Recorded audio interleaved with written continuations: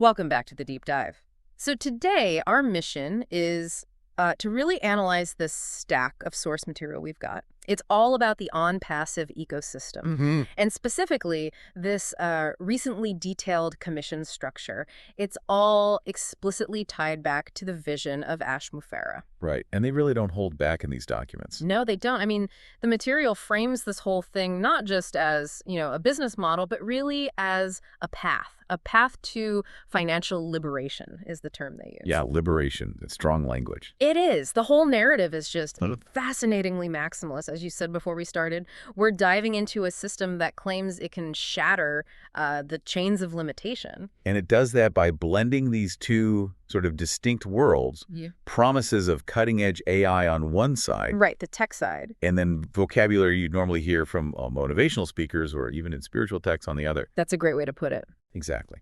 So you see this constant fusion, sophisticated, automated global tech claims, right alongside foundational language built on things like love, gratitude, and even destiny. So our goal here is to kind of pull apart those threads. Yeah, we need to extract the key principles.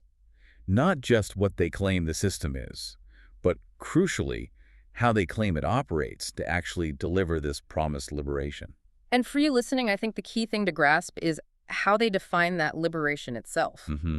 It's presented as this guaranteed kind of continuous financial flow, something that happens almost irrespective of an individual's specific market performance day to day. Which is a huge differentiator, if true. It is. And that requires us to really look closely at the commission mechanics, Mhm. or maybe the deliberate lack of detailed mechanics in the sources we have. Okay, let's unpack this. So starting with that philosophical foundation they lay out, the sources promise something they call radical fairness. And the big differentiating claim is that this structure, unlike, many global compensation models, avoids favoring just the few people at the very top. Which is a common frustration, definitely. Exactly. So instead, this system is designed, they say, so that every founder counts and every affiliate is seen.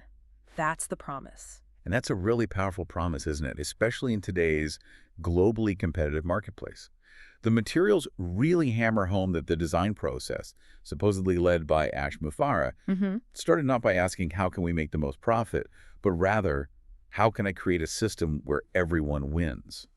This is positioned as, like, the moral anchor of the whole thing. Okay, but practically speaking, Yeah. how does a structure like this functionally avoid that top-heavy outcome? I mean, almost every commission structure ever devised tends to concentrate rewards over time. Right. Do the documents give any operational details, anything concrete on how they prevent that wealth concentration? Well, that's where the rhetorical strategy becomes really clear. They don't actually provide, granular operational details, no specific algorithms mentioned that enforce this anti-pyramid idea. Interesting. So what do they say? Instead, they kind of elevate the whole concept. They put it on this almost unassailable moral plane.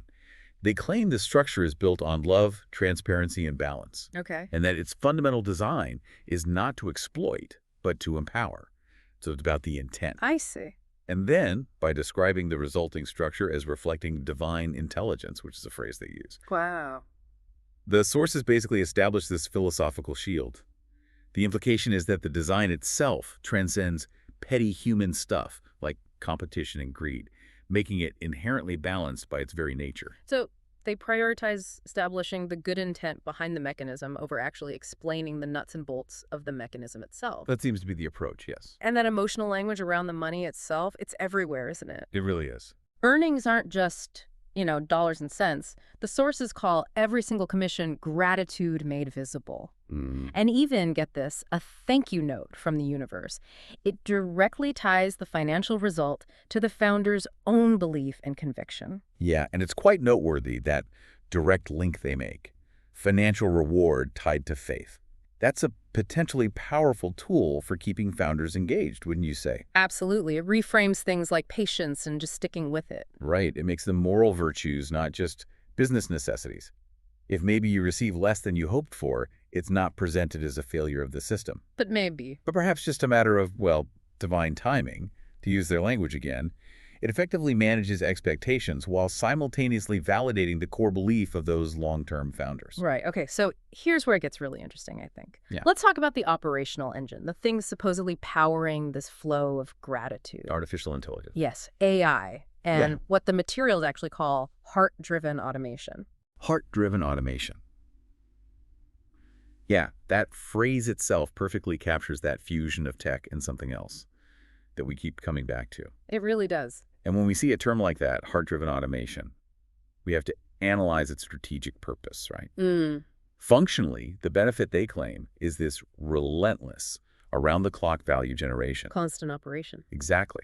The sources promise the system never sleeps. It keeps working 204/7, meaning value gets recognized, quote, even when you rest. The AI, therefore, becomes the engine of this guaranteed continuous recognition. Okay, but do the sources offer any specific technical language around that AI? I mean, do they mention machine learning models, proprietary algorithms, anything that explains how this automation guarantees that universal fairness we talked about? Or is AI just serving as, the ultimate modern buzzword for trust us, it works? Based on the stack we reviewed, the focus stays squarely on the outcome of the AI, not the how. Okay. The overall intention, according to these sources, is to use this technology not to replace people, but actually to liberate humanity. Liberate them from. From the grind, essentially.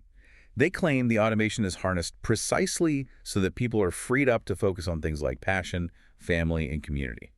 Which creates a pretty compelling narrative. It does. The system works tirelessly, so the individual doesn't have to constantly worry about just making the next transaction. Yeah. Which aligns perfectly with that overarching goal of financial liberation. So it elevates AI from just a business tool. To almost a spiritual liberator, yeah. And even the movement of the funds, the commissions themselves, it's given this sort of elevated, almost mystical quality in the writing. Absolutely.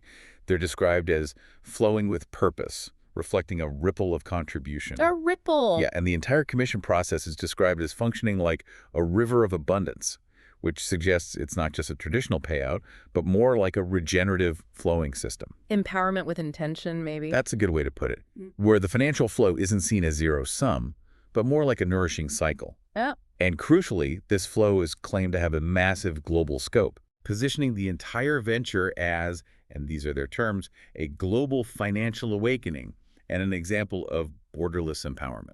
That borderless empowerment point seems key. The system is explicitly stated, isn't it, not to be limited by things like geography or class or language. Exactly, suggesting a truly universal structure. Do they give examples? They do, yeah. They provide specific, kind of tangible examples to illustrate that universality, which helps anchor the more abstract claims. They say the movement is rising across continents, from Nairobi to New York, from Dubai to Delhi. Okay, so name-checking specific places. Right. The message is pretty clear. Yeah. Your prior limitations may be where you were born, your current income level they claim, those become irrelevant. Your value is defined by your contribution to this expanding, borderless ecosystem. Okay, let's shift to the long-term vision presented in these materials. There seems to be an extreme weight placed on belief, on faith. Very much so. Especially for those founders who've demonstrated long-term conviction, who've stuck around. For them, the commissions are presented as the return of reward for belief. So the longer you believe, the more. The narrative reinforces that faith is the foundation of fortune. It frames success not just as earning money, but as destiny aligning with divine timing, which, again, is a powerful mechanism for validating potentially years of waiting. Yeah, I can see that. And this long-term conviction, this faith, is ultimately meant to manifest in something they call the testimony of transformation. Testimony of transformation, meaning? Meaning the tangible societal changes that will, in their view, prove the system's moral superiority. The sources actually anticipate concrete human stories emerging from this. Like what kind of stories? Things like mothers building schools, young people starting businesses, communities finding hope again, those kinds of real-world impacts. So every commission payment becomes evidence, in a way. Exactly. And every success story becomes inspiration, demonstrating that this claimed abundance is real and is being globally distributed just like they promised. Okay. So when we synthesize all this, the ultimate claims made in this source stack, how would you summarize that? Well, the ecosystem is positioned as really nothing less than a movement of destiny. It gets labeled the greatest technological blessing the world has ever seen. Strong words. Very. And its sustained success is tied directly, they claim, to the faith of millions. Ultimately, they're framing the entire system as operating on a higher order of abundance, specifically designed to counteract and eventually replace a world driven by what they see as traditional competition and greed. So what does this all mean when you boil it down? It feels like the documents present this really sophisticated attempt to merge technological innovation, AI, automation, with a very compelling spiritual and ethical framework. I think that's right. They seem to be selling not just a product or even just a payout system, but really a whole belief structure, one where fairness is sort of divinely mandated and guaranteed by technology. And where belief itself is rewarded. Yeah, a structure that claims to reward not just transactional effort, like in a normal job or business, but the profound virtue of faith itself. Okay, so to quickly recap the essential claims for you listening, we've looked at this commitment to what they call radical financial fairness, Hmm. the strategic role of AI and this heart-driven automation in supposedly achieving both individual and global liberation, Right, the engine. and the immense global scale of this movement, which claims it can transcend all those old boundaries of geography and class. And I think the most important analytical takeaway, the thing to really grapple with, is that tension right at the system's core. The tech versus the spirit. Kind of. The sources explicitly assert that good intentions, when paired with innovation, create miracles. The entire success narrative seems to rest on that single proposition, that having a moral foundation of love and transparency will just automatically generate financial abundance. And somehow eliminate the flaws we see in competitive traditional models. Exactly, that's the core assertion. So here's a final thought for you to consider, drawing directly from what we've seen in these sources. Given that this system is presented not merely as a business model, but really as a manifestation of faith and destiny, what does it actually mean for a modern global financial model to intentionally place belief and gratitude, things that really defy traditional cost-benefit analysis, right at its very core? Oh yeah, what are the implications of that? That's definitely a concept worth exploring further on your own.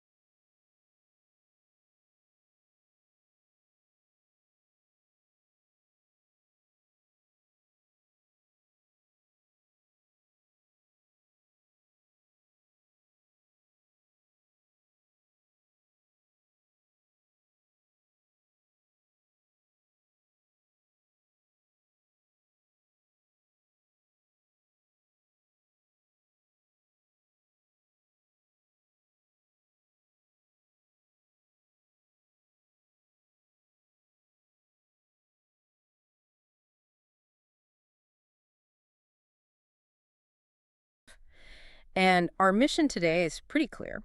We need to go beyond just the tech specs and really unpack the vision laid out by its founder, Ash Mufarah. What makes this source stand out is how it weaves together, high-tech claims with some really intense spiritual language. We're exploring what they call a blessed revolution. Exactly. And that's the first thing that grabs you, isn't it? The language elevates everything. This isn't presented as just another startup or innovation. Mm. No, it's framed as having this almost cosmic significance. The Yeah. text calls it a blessed revolution, something supposedly born from divine inspiration and guided by divine intelligence. That framing definitely sets a specific tone right from the start. Okay. So let's dive into that, starting with the philosophy behind it and the role of the founder.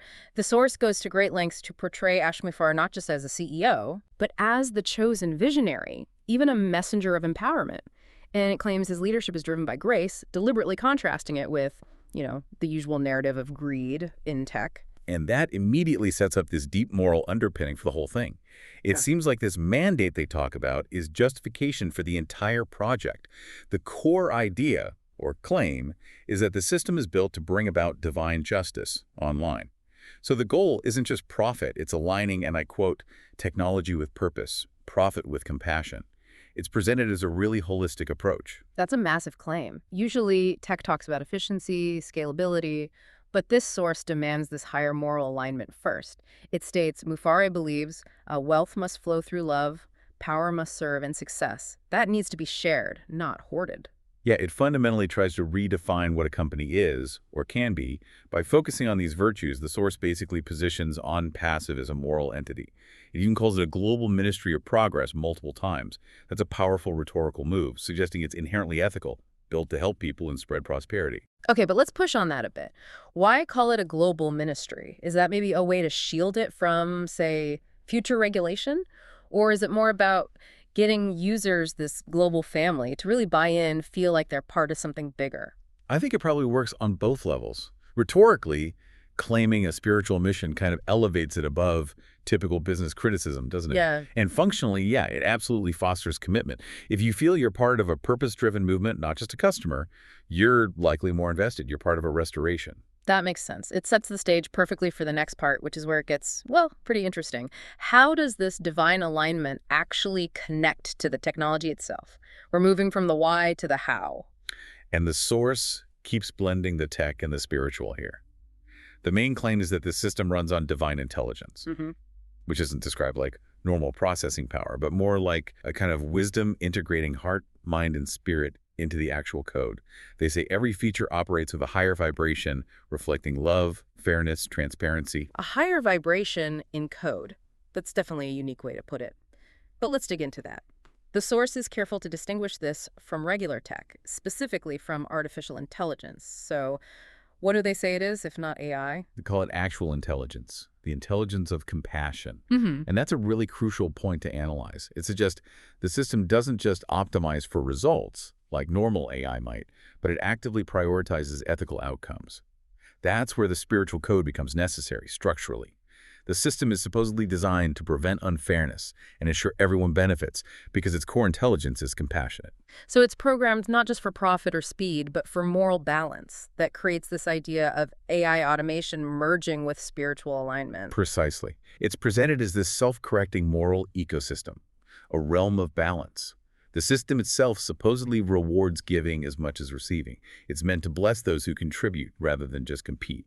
It's an attempt to design a digital space where things like greed and exploitation are fundamentally coded out. So if the founder's motto is grace over greed, this is the narrative's way of embedding that into the technology itself, almost like the code itself is morally superior. That's exactly the premise. The whole system is supposedly set up to restore balance, give chances to those left behind. The source literally says it's built to help the forgotten be seen and the dreamers find their wings. It's framed entirely as a platform for upliftment. Okay, so moving from that sort of philosophical core to the actual tools, the ecosystem has specific products, all starting with O. And these are supposedly designed to unlock spiritual codes of abundance. The promise isn't just financial freedom, it's bigger freedom of time, purpose, peace. Right, and the narrative insists these products are vehicles for these manifested blessings. We have to see that these are, pretty standard business tools, video conferencing, payment systems, e-commerce. But the key difference, according to the source, is this spiritual alignment baked into how they work. Let's list a few. Grounding the function with the claimed spiritual benefit, because that connection is key to their rhetoric, isn't it? Absolutely. So you have O Connect. Functionally, it's video conferencing. But the source claims it turns communication into global harmony. The purpose shifts from transactional to spiritual. Okay. And then for money, there's O-Wallet. It's a payment system, yeah. Yeah. But the claim is it makes transactions pure and transparent. The platform itself guarantees the moral quality. Exactly. Then O-Shop makes e-commerce into community. And O-Chat elevates digital messaging to companionship. It attaches the spiritual significance to every click, essentially. What else is on the list? There's O Virtual for security. And that supposedly turns security into serenity. And finally, O-Verify, which aims to make digital trust become truth. It's a really potent way to frame these kinds of services. Yeah. It directly addresses common anxieties about the internet, scams, feeling isolated, privacy worries. By branding these tools with promises of peace, serenity, truth, OnAPassive positions itself as the ethical alternative to the messy digital world we know. And the unifying idea you mentioned earlier that ties all this together. The ecosystem thrives on unity, on this idea that your success is my success. That's the economic model they propose, rooted in that compassionate intelligence. It leads to this really interesting reimagining of value exchange. They say gratitude becomes the currency and service becomes the language. It suggests sort of post-capitalist system driven by spiritual values. And Mufara's message to the users, the global family, is boiled down to, we are in it to win it, implying everyone wins together. Which brings us to the intended global impact. The scale is huge, and the source presents this as the ultimate proof of the divine alignment. It expects the ecosystem spread to lead to massive societal good funding schools, helping charities, letting families rebuild through impact projects. Yeah, and the source uses some pretty intense language here. It frames the whole thing as spiritual warfare against poverty, corruption, and limitation. It's about restoring integrity, hope, opportunity through technology. Spiritual warfare. That's strong. Does the source actually say who the enemy is? Or is it just like the existing secular way of doing things? The enemy is framed as the flaws in the current system: poverty, corruption, scarcity. And the implication is these are products of greed and systems without divine guidance. So OnPassive isn't just a competitor, it's presented as a liberator. The material really pushes this idea of faith meeting functionality, belief meeting brilliance, spirit meeting system. It's all about convergence. And the final word in the narrative on the legacy. It's very conclusive, setting up